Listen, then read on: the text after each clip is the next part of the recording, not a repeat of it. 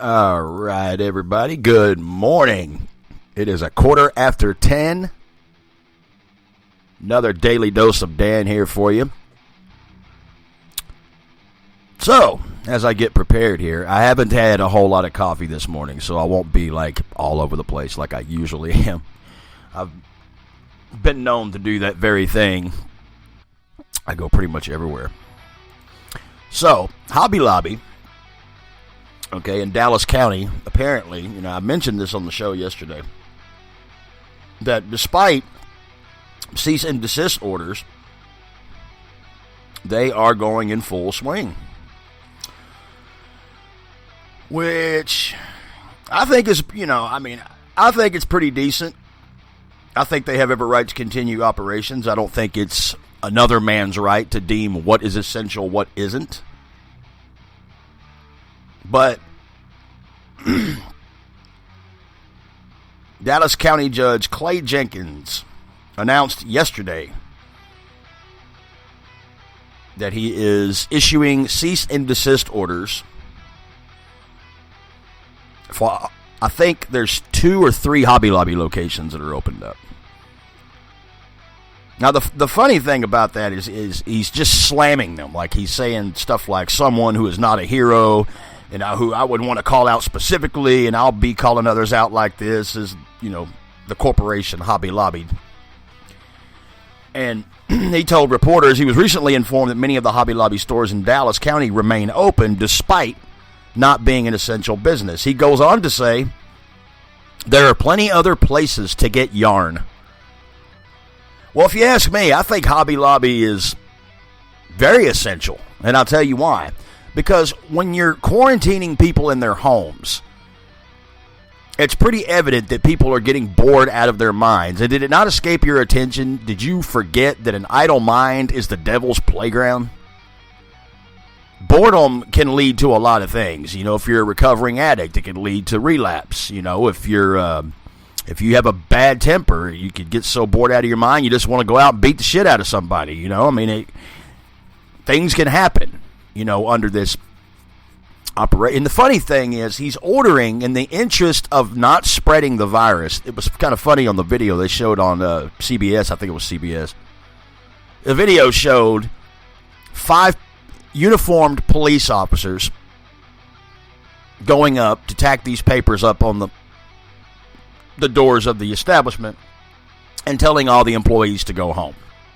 If that's not draconian, I don't know what is. And the funny thing about it was that, do you think these officers that were serving a cease and desist order in the interest of protecting people from having coronavirus or COVID-19 or Chinese flu, Kung flu, whatever the hell it is you want to call it, it's got so many different names, you think they were so much as even wearing protection, gloves? None of them were wearing gloves. They weren't wearing face masks.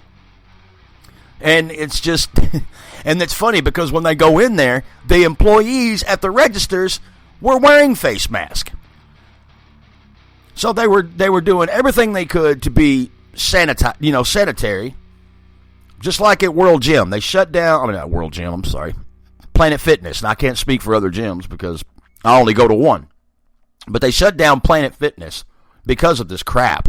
Okay, this so-called pandemic. When that's probably the most sanitized place I've ever been in. You literally have bottles of hand sanitizer and spray sanitizers all over the place. And people were very good about spraying it down, wiping it down, and to keep from spreading germs and whatnot. And so it makes absolutely no sense. Even though establishments are taking measures, some places are not allowing more than 10 people in their establishments at a time. But despite being sanitary, encouraging people to wash their hands, sanitizing the place up and down, they still get shut down while filthy places like Walmart are still in full swing. That's what I don't understand right there. And the judge said, well, there's plenty of places you could get yarn. Like where? Tell me what essential business besides Walmart itself is carrying yarn. Not just yarn, one little thing of yarn. How about a whole myriad of different colors of yarn? How about paper? How about paints? How about, stuff to keep people's minds off of this crap? How about that? You're not going to get that at a 7-Eleven. So what he meant by that was stupid. Well, there's plenty of other places for people to get yarn. You don't have to go to Hobby Lobby. Okay. Well, I'd like to know which essential establishments that are opened where I could go get all my art supplies. I don't know. It just seems a little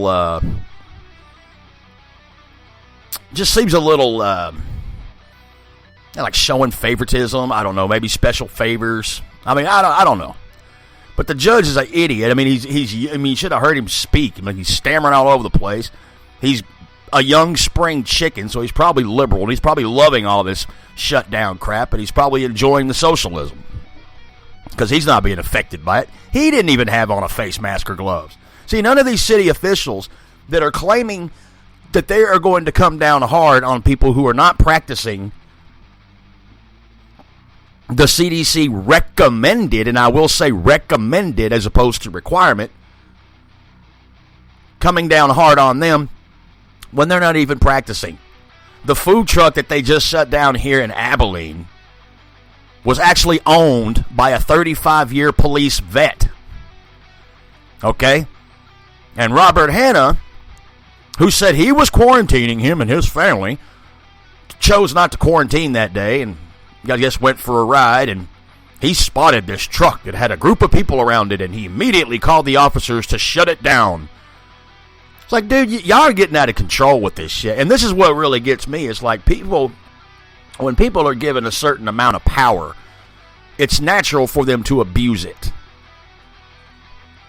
Now, when you give people more power, like Governor Greg Abbott telling county officials that use at your discretion what you think should be done. Okay, now he basically just handed them the keys to the kingdom so they can lock down, do what they want to do, have you arrested. It's like little Hitlers all over America. And I think it's very unconstitutional, and I think it is extremely draconian and authoritarianism to force any business to shut down. If they're practicing, if they've got hand sanitizers, they got gloves, it's an airborne illness, correct? They're saying now it's an airborne illness. Well, it's not, but it's just funny how they keep learning all these new things about this virus, right? It's like every time you turn on the TV, they're extending the quarantine period. It's like, okay, we'll be done by April the 4th. Oops, sorry, we were wrong. The numbers are climbing. April the 7th. Oops, we were wrong. Oh, shit, here it is, December. Damn, even though it's freezing outside and no virus can survive in 20-degree weather, especially in Texas being that cold. It mutated again. We got a mandatory quarantine a little longer. It's bullshit, and I think that they're making a lot of money off of this too. They're capitalizing on things like people were out buying toilet paper and selling it on Amazon for $40 a pop. Is a pretty good idea that somebody is loving this little pandemic we're having here, and you know people in positions of power are making money off of it too. Going to do another show here in a few minutes. I'm reading an article now about requiring the state of Texas in certain areas are going to be requiring this stuff. Now, make sure you check out the next episode, and we'll get to the bottom of it. Also, if you'd like to sign in and join me on the live chat, you are free to do that. Just to say hello or give your input or whatever it is you want to do. A like and a share will go a long way. And if you like these episodes and you are not following Real Talk Radio with Dan Lane on Facebook, feel free to go over there and smash that like button. If you have the Spreaker app, feel free to follow this station. Therefore, you will get instant notifications via email when I go live so that you don't miss anything. Other than that, you can always go listen to them later. So you guys take care and have a blessed morning. I'm about to get me another cup of Joe.